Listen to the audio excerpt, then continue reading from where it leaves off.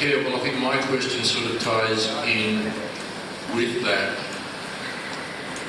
If given the opportunity, how would each of the candidates vote on the question of the legalisation of euthanasia?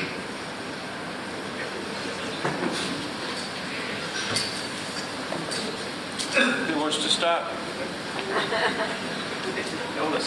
Just go down the line. Okay. Palliative care gives people time to consider the future.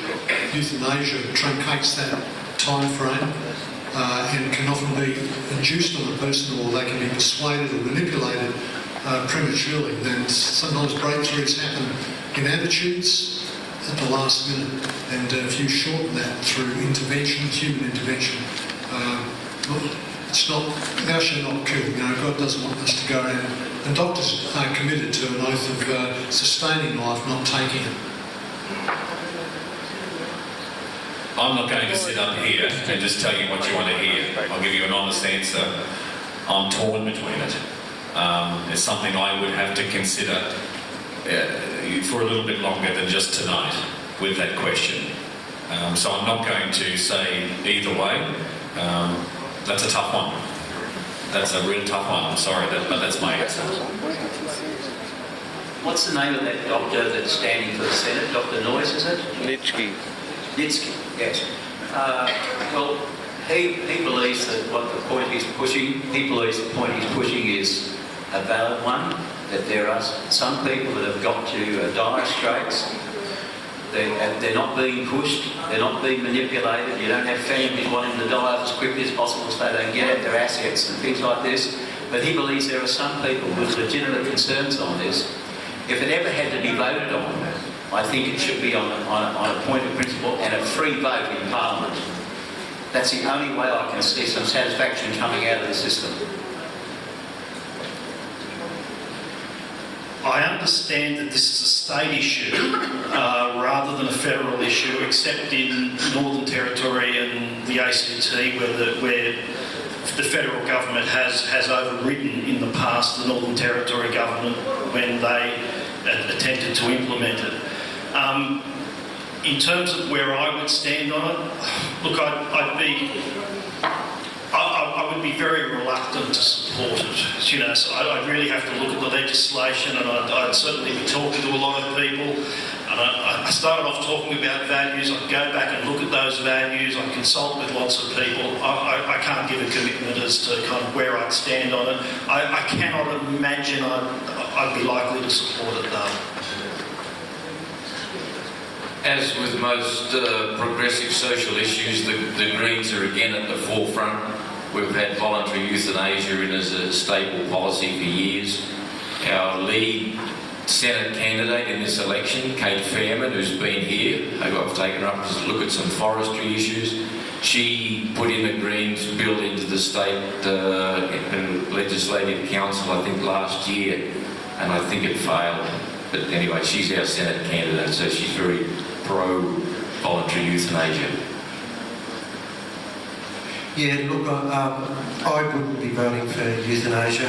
I don't want to have anyone suffer. Spend my life caring, trying to help people in their dying days.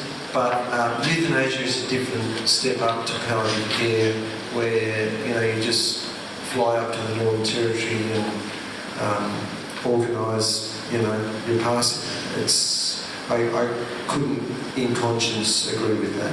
But all care and palliative care at the right time so people don't have to suffer, I've got no problems with that.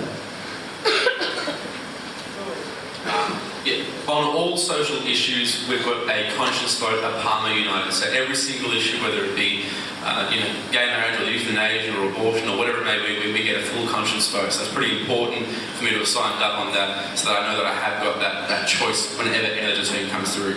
In this matter, I just last year watched my grandma pass away from various cancers. It was the most painful and drawn-out death. And that's given me a pretty clear choice. Just about halfway through that exhausting process, she was begging doctors if she could just get the morphine, boost up and get the whole thing done with. I'm sure she would have kept on asking for it if she could have spoken, so I'd absolutely be voting for it.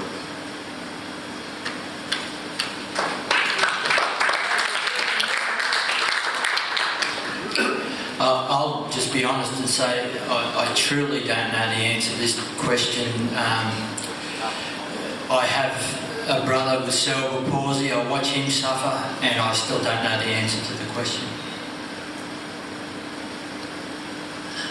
My position is I believe that it should be an option.